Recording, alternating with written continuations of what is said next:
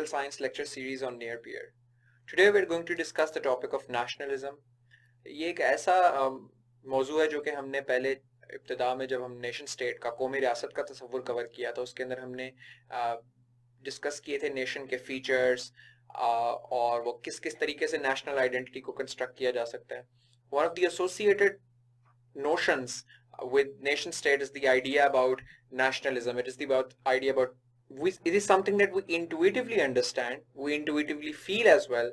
जब ये cricket match होता है और हम सब we're passionately cheering for our cricket team, and in any such event we're supporting our country, we intuitively understand and feel this concept, but we'll try to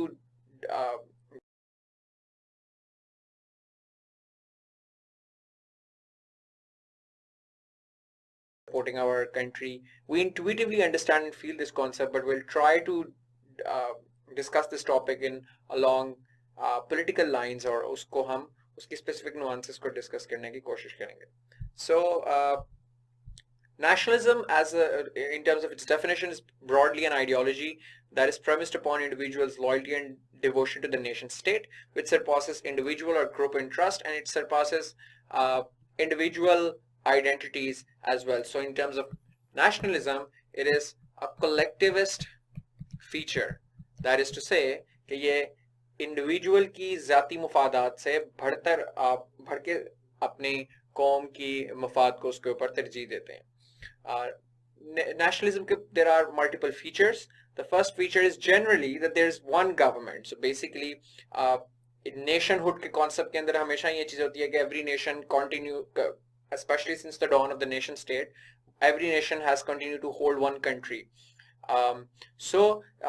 जब भी nationalism exist करता है उस nationalism के साथ एक associated idea of government जरूर होता है. Either that your support for your government exists, or there is an aspiration that you want to have a government around. अगर एक कुछ बहुत सारी हमने जिस तरह पिछली बार पे डिस्कस किया था, कुछ ऐसी नेशन स्टेट्स हैं कि वो नेशंस तो हैं मगर उनके पास रियासत नहीं है, उनके पास गवर्नमेंट नहीं है, but the aspiration to form of government within that nation exists. So hence it may be a reality of the past, present, or just an ambition of the future. The second is this idea about group feeling.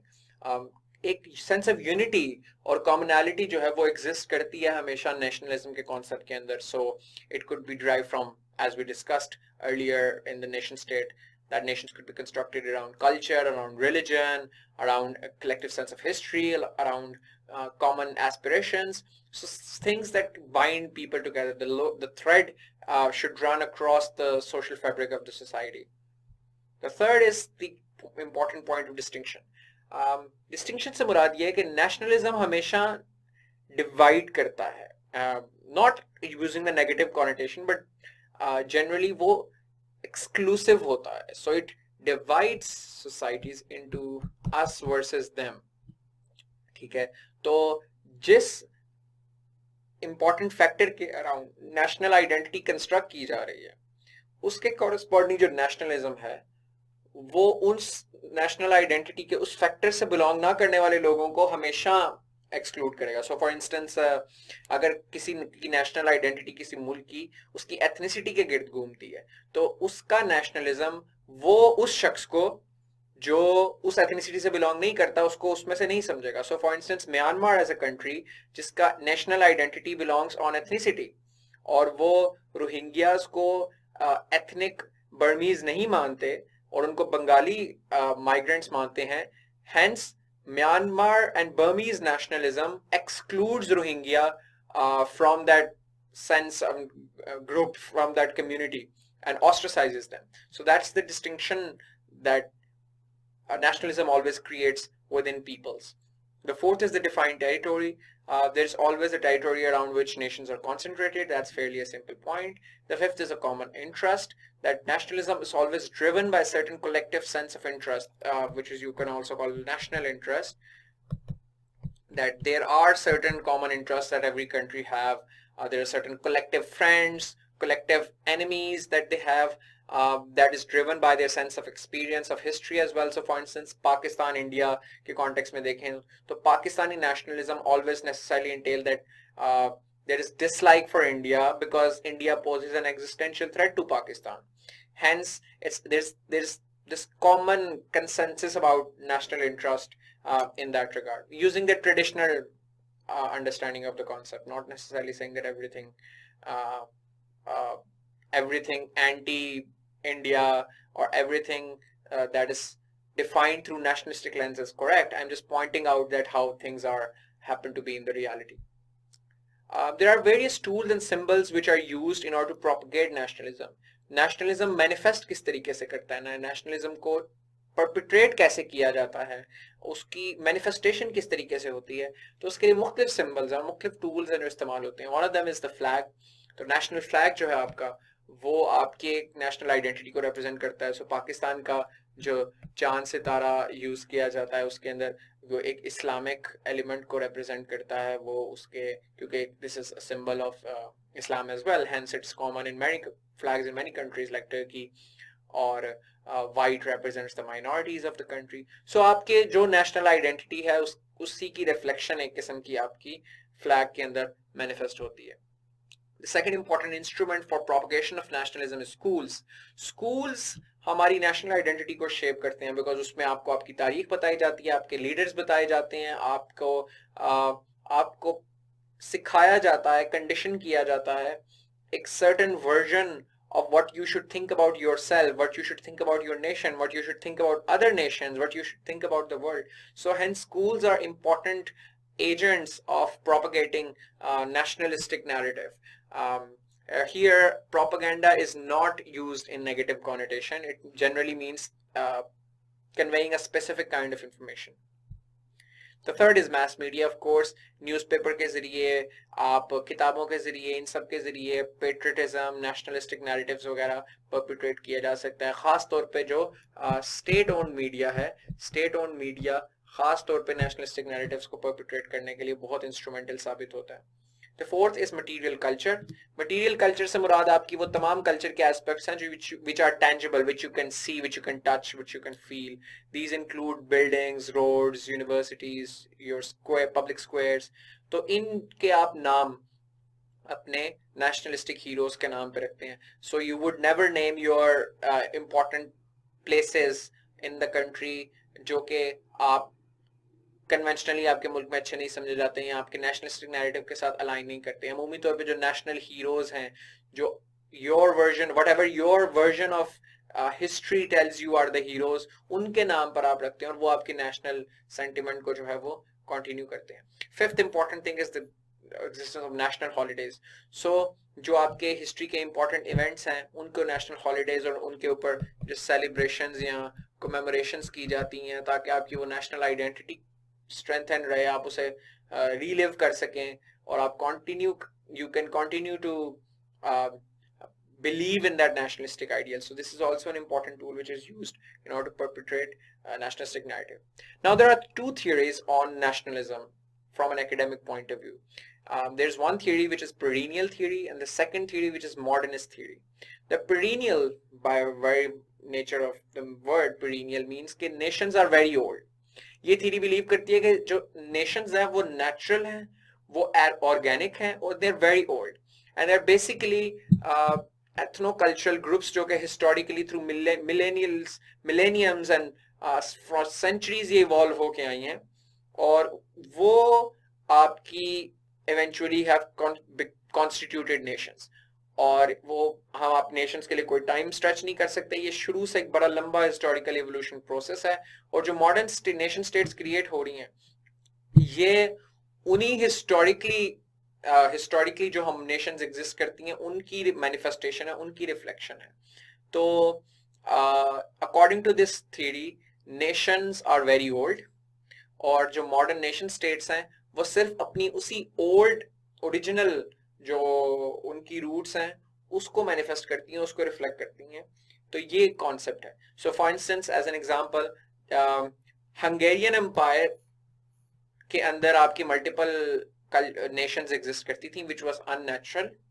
Hence जब आपकी Austro-Hungarian empire टूटी तो Hungary और Czechoslovakia जो कि दो different Nations थी वो उसके अंदर से इमर्ज की. और जब चेकोस्लोवाकिया टूटा तो उसके अंदर चेक रिपब्लिक और स्लोवाकिया निकल के सामने आया. तो ये चेक रिपब्लिक और ये स्लोवाकिया ये वाली नेशंस वो ओरिजिनल नेचुरल नेशंस थी जो कि इतने सालों से और सदियों से बनी, फिर उसके बाद by virtue of wars, by conquest and everything, they merged together, but then again they have come in their original shape. So according to this theory, nations are very old. Nation का concept natural है, organic है, और modern nation states are reflecting the same old ethno-linguistic or ethno-cultural groups. The second theory is the modernist theory. According to this theory, nations are not old. There used to be no concept of nation before industrialization in particular and spread of mass media in particular, और जब से printing press से पहले उसका इतना idea ही exist नहीं करता था. तो मॉडर्निस्ट थ्योरी के मुताबिक nations are products of modernity. They are not natural, they are not organic, they are not old. They are particularly the result of modern conditions like industrialization, mass media, public schooling. इन चीजों ने nation के concept को and hence nationalism को artificially construct किया है. So there is nothing natural about it. ठीक है? They are basically political entities of legally equal citizens that it is not important. जैसे यहाँ पर ethno-cultural groups और kinship, extended kin groups के तौर पे देखती है ये theory nations को. This theory sees people, nations only as legally equal citizens having a politically sovereign land. So, इसके अंदर एक important चीज़ है कि nationalism is consciously constructed by the power elite in any given society. तो इसके अंदर बहुत popular जो दो theorists हैं इस theory के अंदर, one of them is Eric Hobsbawm and the other one is Benedict Anderson. Eric Hobsbawm की theory, which is derived from his book called The Invented Tradition as well, and that's what the theory calls itself. Be sure to quote the references because इससे आपके marks ज़्यादा आएंगे. That tradition is invented by the elite. That जिसको हम tradition कहते हैं, जिसको हम रवायात कहते हैं, जिसको हम चीज़ें कहते हैं कि ये बड़ी देर से एग्जिस्ट करती हैं और ये हमारी रवायात हैं जो कि सदियों से हमारे पास हैं, वो एरिक हॉब्सबॉम के मुताबिक वो भी एक नई इन्वेंटेड चीज़ है. So we are डिल्यूजन्ड.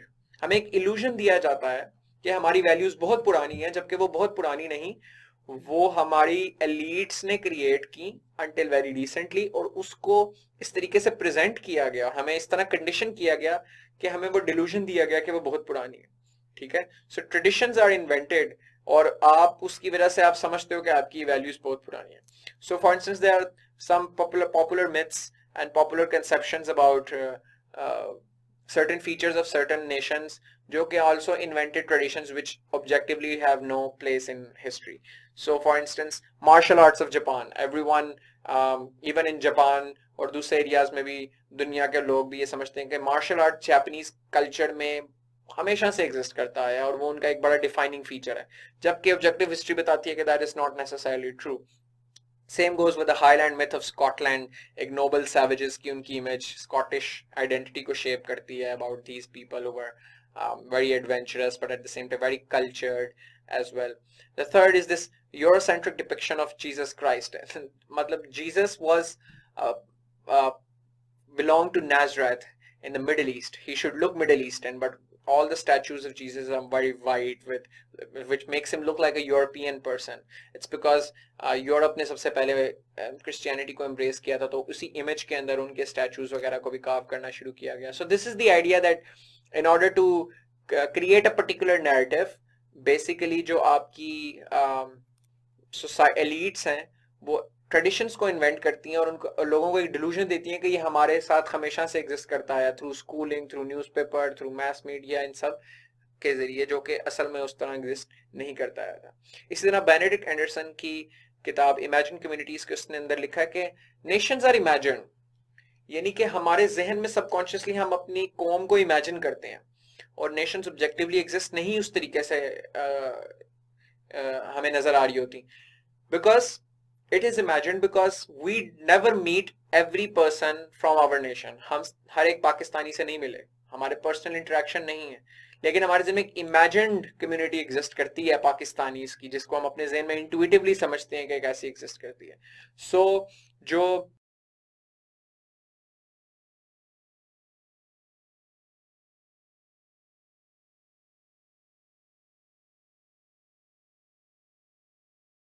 सो जो प्रिंट प्रिंट प्रिंट मीडिया है, इसने सबसे पहले, जब प्रिंटिंग प्रेस इन्वेंट हुई, फिर कैपिटलिज्म की वजह से प्रिंटिंग मशीन्स कॉमन हो गई, बुक राइटिंग कॉमन हो गई, इसके जरिए कम्युनिटीज इकट्ठा होना शुरू होंगी और एक सेंस ऑफ कॉमनैलिटी एग्जिस्ट करना लोगों के दरमियान शुरू हो गई. इसके अंदर एक बड़ा इंपॉर्टेंट हिस्टोरिकल इवेंट है कि जब बाइबल की ट्रांसलेशन हुई in the local languages, in the vernacular languages, जिसकी वजह से खास एरियाज की लिंग्विस्टिक यूनिफिकेशन होना शुरू हो गई और वो लैंग्वेज, एक जैसी लैंग्वेज बोलना शुरू कर गए और एक जैसी लैंग्वेज बोलने वाले लोग सिमिलर कल्चरल बिलीव्स रखने लगे, तो वो एक इमेजिन कम्युनिटी के तौर पे अपने आप को देखने लगे. इसी तरह फ्रेंच आइडेंटिटी भी, फ्रांस की यूनिफिकेशन भी आइडेंटिटी इस चीज पे प्रेमिस थी, क्योंकि French was not the language that was spoken by every person in France in the Middle Ages. It was the language of Parisian French. Paris में रहने वाले लोगों की ज़बान फ्रेंच थी. It was a high and language, considered a high and language. और ये आहिस्ता आहिस्ता जब न्यूज़पेपर्स फ्रेंच में छपने शुरू हो गए तो दूसरे एरियाज के लोगों ने भी फ्रेंच पढ़ना शुरू कर दिया और आहिस्ता आहिस्ता French became the linguistic standard of the whole France. उसकी वजह से एक shared sense of commonality exist करना शुरू कर गई लोगों के दरमियान, that we are all French people and everyone who speaks French belongs to this particular unique group, जिसको उसने फ्रेंच, जो लोगों ने फ्रेंच नेशन का कॉन्सेप्ट इस तरीके से डिराइव होना शुरू हुआ. So basically the idea being that you don't actually meet और know every person from your nation, but you know that it intuitively exists. It's in your head. You know in your head that they exist. So that is something that Benedict Anderson calls imagined communities. तो ये सारे के सारे processes और historical features और historical nuances हैं in the idea about nationalism and how it has evolved. There are two predominant theories, the perennial theory and the modernist theory. To be fair, there's some grain of truth to both these theories, but modernist theories have more persuasion in them because they have a plethora of academic study has pointed out that the concept of nationhood was actually the product of modernity. That nations, people didn't used to even know anyone beyond their villages, let alone towns and provinces. Northern Italy में रहने वाला Southern Italy को नहीं, में रहने वालों को नहीं जानता था in the Middle Ages, and ना he didn't give anything about it. He didn't care at all either. लेकिन प्रिंट और प्रिंटिंग प्रेस की वजह से और प्रिंट मीडिया के कॉमन होने की वजह से, आपकी इंफॉर्मेशन शेयरिंग की वजह से एक कॉमनैलिटी जो है वो आना शुरू हो गई, एक सेंस ऑफ नेशनहुड होना शुरू हो गई. फिर जब पब्लिक स्कूलिंग शुरू हुई उसके अंदर तो फिर आपने सारी की सारी जनरेशन को एक जैसी बातें सिखाना शुरू कर दी और फिर वो सब एक कलेक्टिव नेशनलिस्ट फीलिंग्स जो थी वो लोगों में आना शुरू हो गई. So that is all for today. In the next lecture, we'll discuss other important topics related to political science. Till then, take care. See you. Allah Hafiz.